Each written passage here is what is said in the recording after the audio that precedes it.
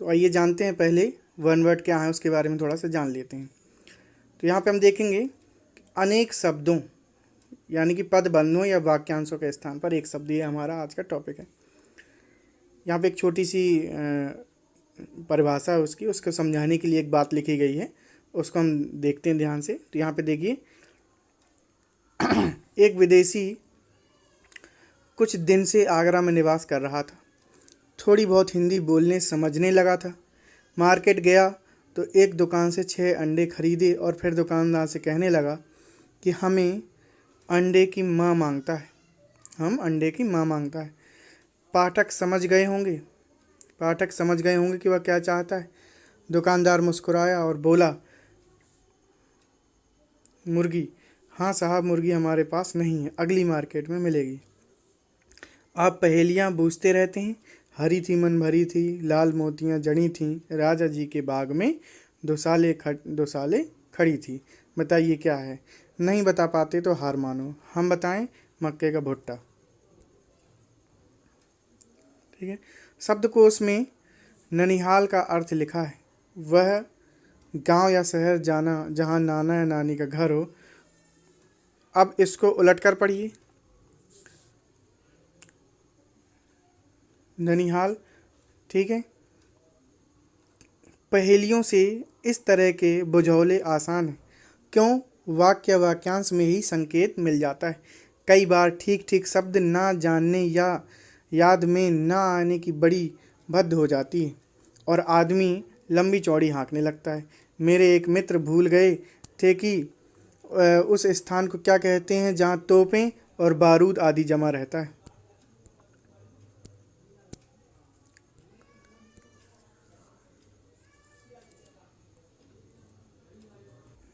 मुझसे पूछा तो बताया कि तोप खाना कहते हैं।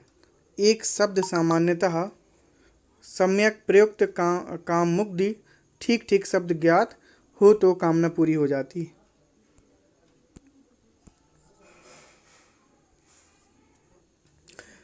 किसी भाव या विचार को जितने कम शब्दों में प्रकट किया जाए उतना ही उसका गहरा और पैना प्रभाव पड़ता है।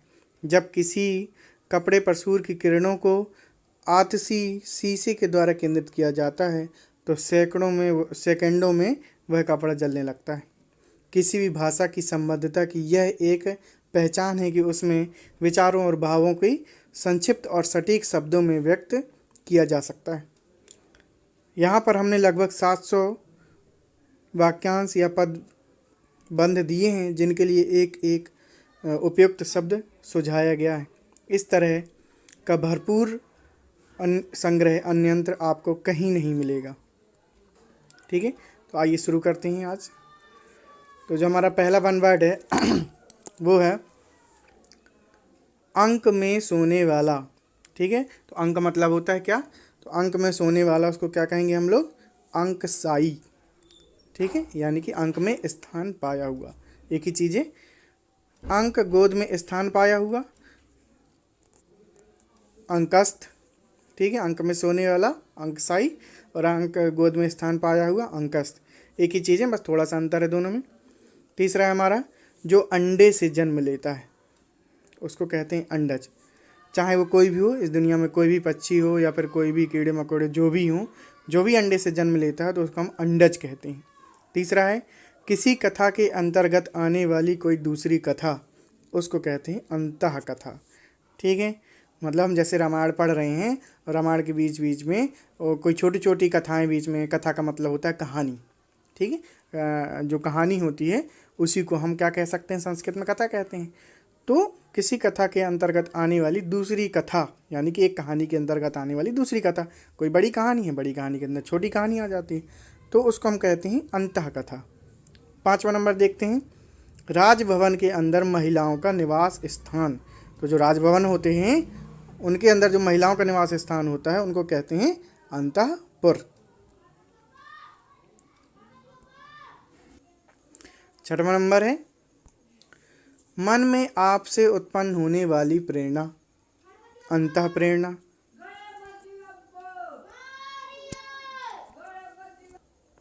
अगला देखते हैं, धरती और आकाश के बीच का स्थान, उसको कहते हैं अंतरिक्ष।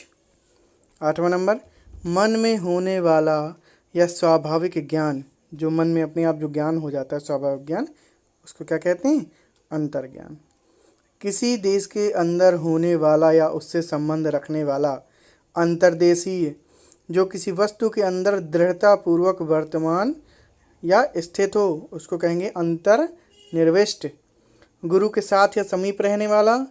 अंतेवासी, जो अंतिम वर्ण में जन्मा हो, यानी कि जो शूद्र वर्ण में जन्मा हो। आपको पता है कि भारत में वेदों में 4 वर्ण दिए गए हैं, उसमें जो अंतिम वर्ण है वो शूद्र वर्ण है।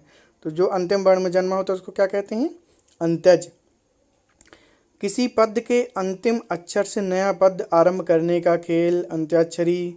हम लोगों ने अंत्याक्षरी बहुत खेली है, लेकिन अभी कभी जो है कि उसके शब्दों का अर्थ का मतलब नहीं निकाला, बस अंत्याक्षरी को खेल समझ के खेलते रहे। तो यहाँ अगर हम अंत्याक्षरी का संधि विच्छेद करेंगे तो आ जाएगा अंत्याक्षरी, यानी कि अंत के अक्षर से शुरू होने वाला खेल। ठीक है। और तर्क के बिना मान लिया गया विश्वास। एक ऐसी कोई भी बात हो, अगर हम उसको बिना जो है कि बिना तर्क के मान लेते हैं, तर्क का मतलब होता है कि हम उसमें उसके बारे में सोचें कि ये चीज़ सही है कि नहीं है, और फिर उसको मानें, तो वो हो जाएगी हमारे तर्क के द्वारा मानी गई। अगर हम किसी ने हमें कोई बात बताई और हमने बिना सोचे समझे उसको मान लिया, तो क्या हो जाएगा? वो बिना तर्क के माना हुआ है। और जो चीज़ जो भी बात जो होती है बिना तर्क के जो मानी जाती है उसको क्या कहते हैं? अंधविश्वास कहते हैं। अपने अंश या हिस्से के रूप में कुछ देना या किसी कार्य में योगदान देना, अंशदान। ठीक है। अपने अंश या हिस्से के रूप में कुछ देना या किसी कार्य में देना, क्या हो जाएगा? अंशदान। यानी कि किसी का बहुत बड़ा काम हो रहा है, आपने उसमें थोड़ा सा योगदान दिया, ठीक है, तो अंशदान हो जाएगा। जिसमें कांटे या विघ्न बाधा ना हो। जिसमें कांटे या विघ्न बाधा ना हो, मतलब एक ऐसा काम जिसको आप बिना रोक टोक के आप कर सको, जिसमें किसी प्रकार की कोई विघ्न बाधा ना हो, तो उसको कहते हैं क्या? अकंटक।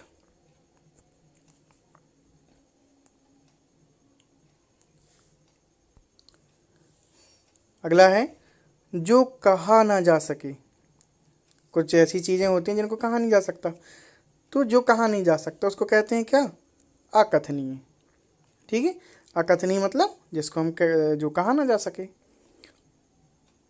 भाई। ये और दूसरा है आपका, देखिए, जो कहा ना गया हो उसको कहेंगे अकथित।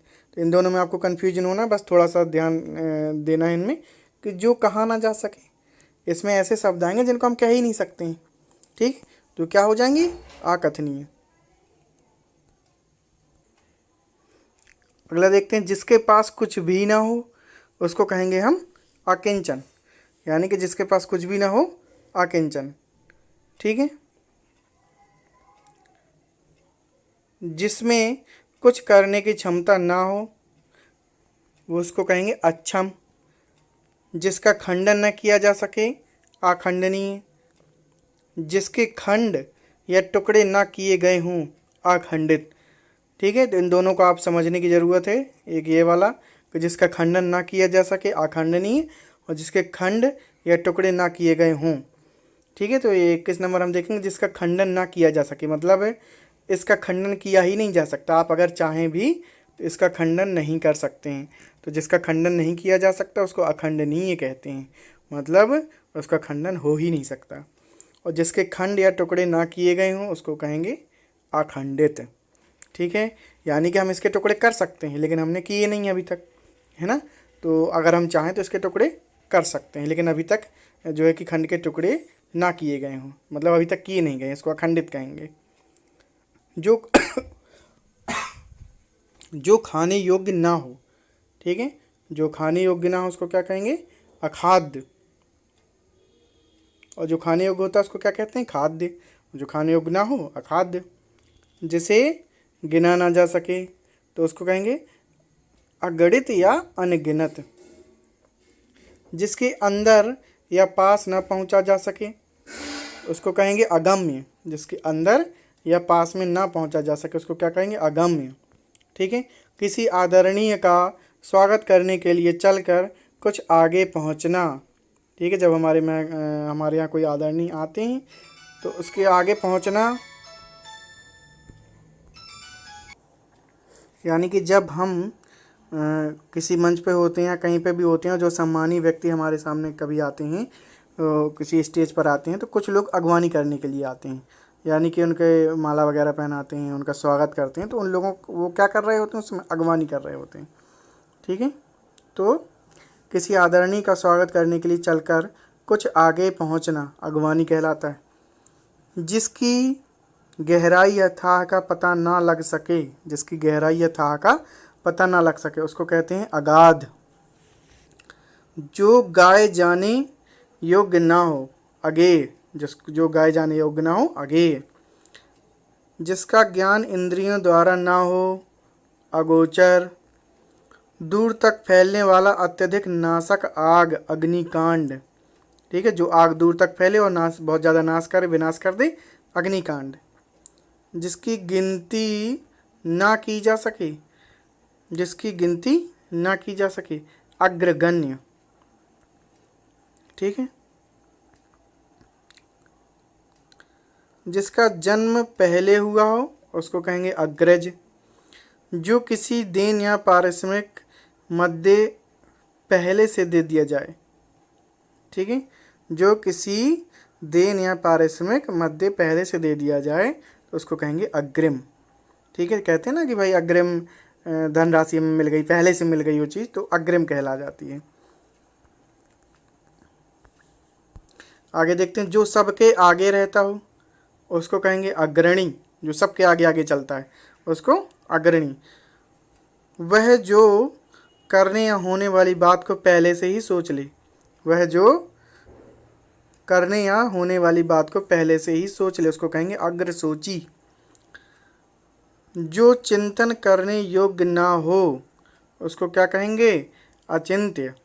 ठीक है, जो चिंतन करने योग्य ना हो, जिसकी चिंता करना जरूरी नहीं है, जिसको हम चिंता कर ही नहीं सकते, जिसकी, उसके अचिंत्य। जिसमें चेतना ना हो उसको कहेंगे अचेतन। चेतना मतलब जान, जिसमें जान ना हो उसको, ठीक है, चेतना ना हो तो क्या कहेंगे, अचेतन। तो चेतना और जान मतलब कहेंगे उसका एक ही प्राण जो होते हैं हमारे, ये सब एक ही चीज़ के पर्यायवाची हैं, लेकिन यहाँ पे हमें वन वर्ड में एक एक शब्दों का मतलब है। चेतना लिखा है तो चेतना का ही देखेंगे। ठीक है, तो चेतना का, जिसमें चेतना ना हो तो उसके लिए कहेंगे अचेतन। जिसे छेदा ना जा सके उसको कहेंगे अछेद। जिसका कभी जन्म ना हुआ हो, जिसका कभी जन्म ना हो उसको कहेंगे आजन्मा। जिसका कोई शत्रु पैदा ना हो उसको कहेंगे अजात शत्रु। जिसे जीता ना जा सके उसको कहेंगे अजीय।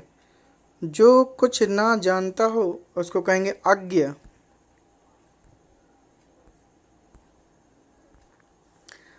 जो ना जाना गया हो, जो ना जाना गया हो, अज्ञात।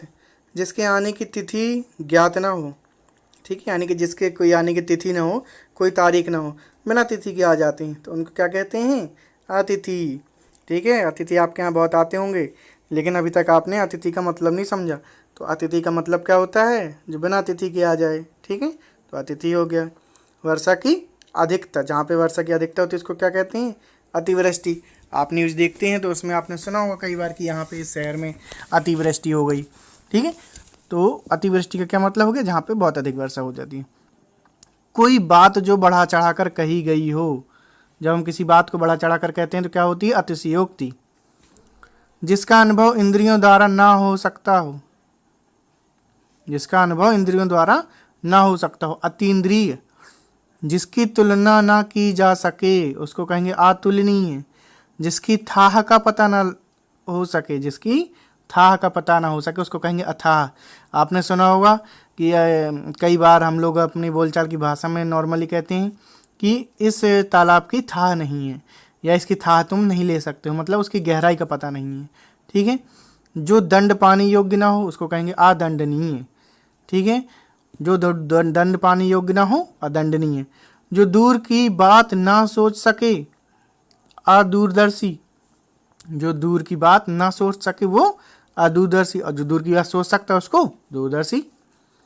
जो दिखाई ना देता हो, जो दिखाई ना देता हो तो आप इसको बहुत अच्छे से जानते हैं, अदृश्य। जो दिए जाने योग्य ना हो, जो दिए जाने योग्य ना हो उसको क्या कहेंगे, अदेय। जिसको हम दे ही नहीं सकते वो अदेय कहलाएगा।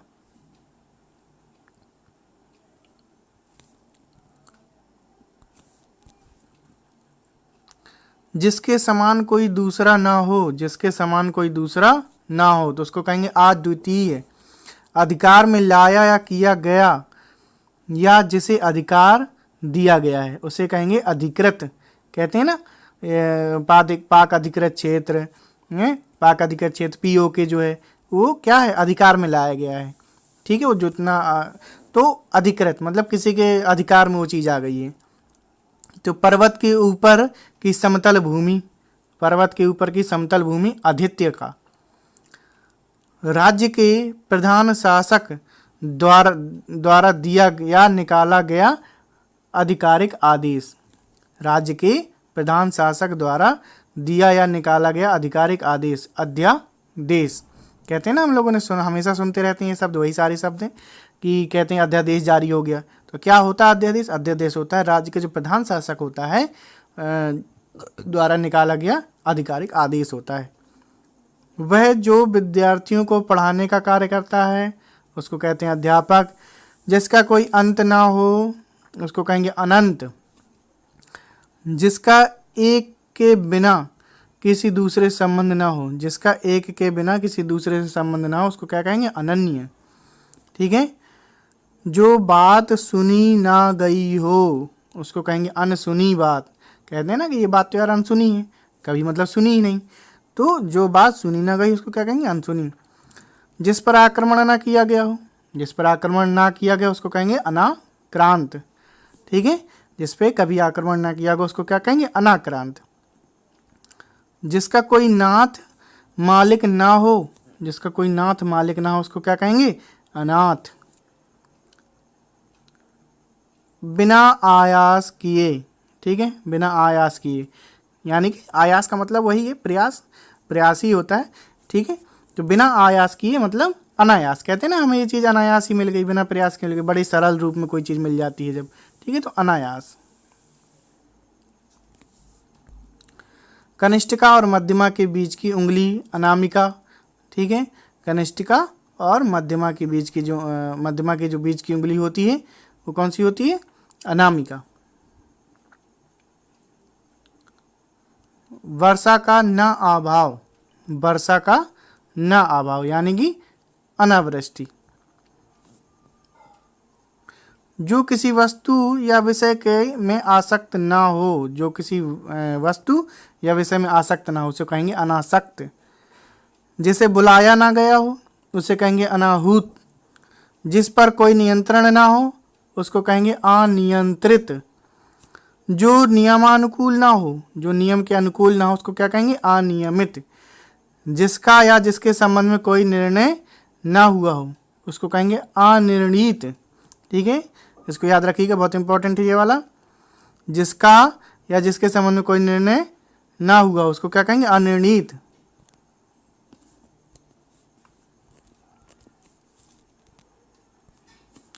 जो वचन या वाणी द्वारा कहा ना जा सके उसको कहेंगे अनिर्वचनीय। जिसका निवारण ना हो सकता हो अनिवार्य। ठीक है, और जिसका निवारण हो जाए वो क्या कहलाएगा? विकल्पी। ठीक है, और जिसका निवारण ना हो सकता हो अनिवार्य। जो अनुकरण करने योग्य हो उसको कहेंगे अनुकरणीय।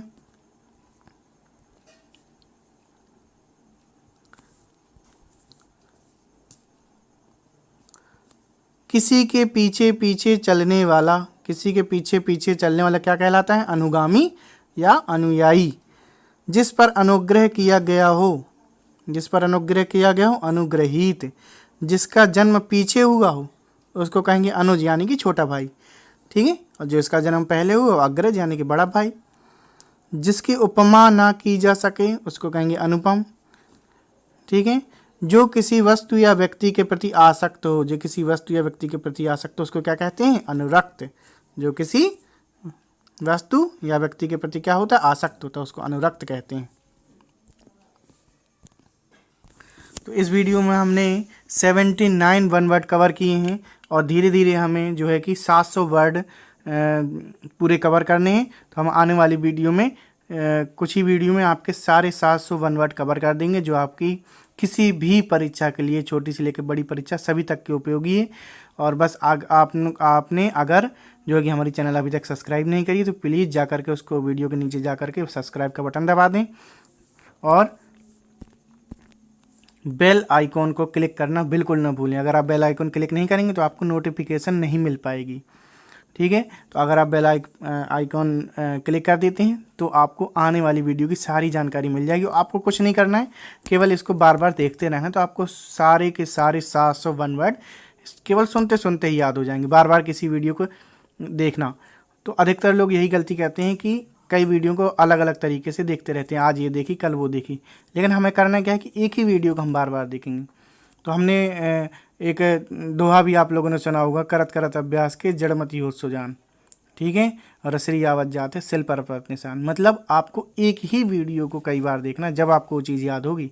ऐसा नहीं कि आज हमने ये देख लिया, कल दूसरी देख ली, तो फिर वो वहाँ पे वो याद नहीं हो पाएगा। तो हमें क्या करना है, याद करना है उस चीज़ को मजबूत। तो आपको कुछ नहीं करना, केवल आपको डेली इसको देखना है, आपको याद हो जाएगा वन वर्ड। और बहुत ज़्यादा इम्पोर्टेंट है हिंदी को समझने के लिए और आगे आने वाली परीक्षाओं के लिए, ठीक है। और हमारी चैनल में सारी कंपटीशन की तैयारियां पूरी तरीके से करवाई जाती हैं। तो आप बाकी की वीडियो देखने के लिए आप हमारी प्ले लिस्ट में जा कर के वीडियो देख सकते हैं। और आपको ये वीडियो कैसी लगी आप हमें कमेंट बॉक्स में कमेंट करके ज़रूर बताएं। और अगर आप किसी प्रश्न का उत्तर पूछना चाहते हैं तो आप हमें कांटेक्ट कर सकते हैं, कमेंट कर सकते हैं, हम आपके प्रश्न का उत्तर देंगे।